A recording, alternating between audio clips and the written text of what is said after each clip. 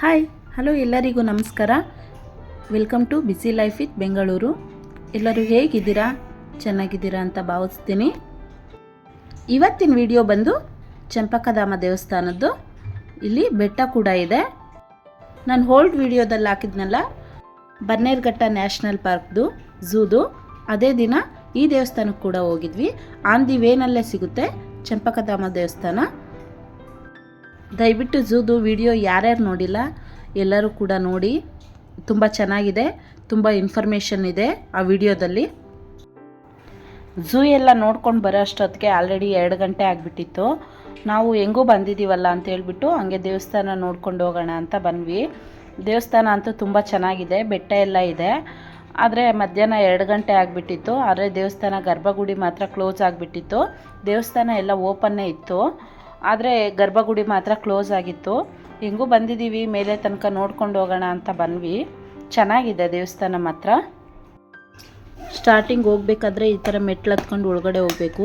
Full ಎಲ್ಲ ಕಲ್ಲಿಂದನೇ ready ಮಾಡಿದ್ದಾರೆ ನೋಡಿ. ಇಲ್ಲಿ ದೇವಸ್ಥಾನ ಎಂಟ್ರೆನ್ಸಲ್ಲೇ ಹನುಮಂತು ಕೂತ್ಕೊಂಡು ಎಲ್ಲರಿಗೂ ವೆಲ್ಕಮ್ ಮಾಡ್ತಾಯಿದ್ರು. ದೇವಸ್ಥಾನ ಇನ್ನೂ ಆಲ್ಟ್ರೇಷನ್ ನಡೀತಾ ಇದೆ ಅನಿಸುತ್ತೆ.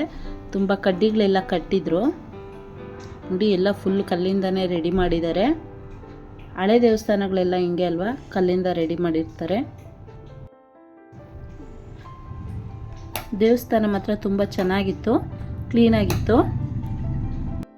ನಮಗೆ ಬ್ಯಾಡ್ ಲಕ್ ಏನು ಅಂದರೆ ಅವತ್ತು ದರ್ಶನ ಮಾಡ್ಲಿಕ್ಕೆ ಸಿಗಲಿಲ್ಲ ನಮಗೆ, ಮಧ್ಯಾಹ್ನ ಆಗಿರೋದ್ರಿಂದ. ಆದರೂ ಆಚೆ ಎಲ್ಲ ನೋಡ್ಕೊಂಡು ಬಂದ್ವಿ ನೋಡಿ. ಇದು ಮಹಾಲಕ್ಷ್ಮಿ ದೇವಸ್ಥಾನ, ಇದು ಕೆಳಗಡೆ ಇದೆ. ಮೇಲೆ ಇನ್ನು ಬೆಟ್ಟದ ಮೇಲೆ ನರಸಿಂಹಸ್ವಾಮಿ ದೇವಸ್ಥಾನ ಇದೆ. ಇಲ್ಲೇ ಪ್ರಸಾದ ಎಲ್ಲ ಕೊಡ್ತಾಯಿದ್ರು, ಯಾವಾಗಲೂ ಪ್ರಸಾದ ಕೊಡ್ತಾ ಇರ್ತಾರಂತೆ ನೋಡಿ. ಅನ್ನದಾಸೋಹ ಕೂಡ ನಡೀತಾ ಇತ್ತು. ತುಂಬ ಜನ ಎಲ್ಲರೂ ಊಟ ಮಾಡ್ತಾಯಿದ್ರು. ನಮ್ಮ ಕರ್ನಾಟಕದಲ್ಲಿರೋ ದೇವಸ್ಥಾನಗಳೆಲ್ಲ ಹೀಗೆ ಅಲ್ವಾ, ಎಲ್ಲ ಕಡೆ ಆಲ್ಮೋಸ್ಟ್ ಪ್ರಸಾದ ಅಂತ ಕೊಟ್ಟೇ ಕೊಡ್ತಾರೆ.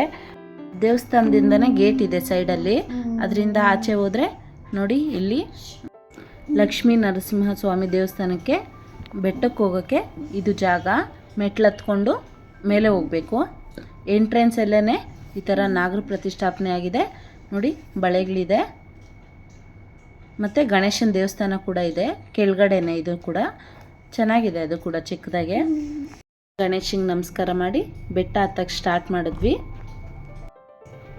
ಬೋರ್ಡೇ ಹಾಕ್ಬಿಟ್ಟಿದ್ದಾರೆ, ಮಂಗಗಳಿವೆ ಎಚ್ಚರಿಕೆ ಅಂತ. ಅಲ್ಲೆಲ್ಲರೂ ಹೇಳ್ತಾಯಿದ್ರು ಫೋನ್ ಕಿತ್ಕೊಬಿಡ್ತವೆ, ಹುಷಾರು ಹುಷಾರು ಅಂತ.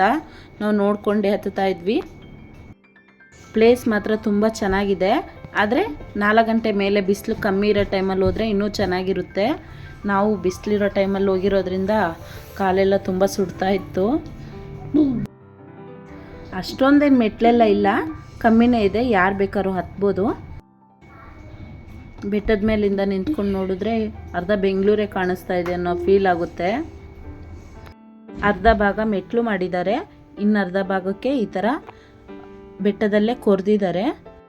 ನಾವು ಮಧ್ಯಾಹ್ನ ಟೈಮ್ ಹೋಗಿರೋದ್ರಿಂದ ತುಂಬ ಬಿಸಿಲಿತ್ತು, ಅಲ್ಲಿ ಹೋಗೋಕ್ಕೆ ಆಗ್ತಾ ಇರಲಿಲ್ಲ.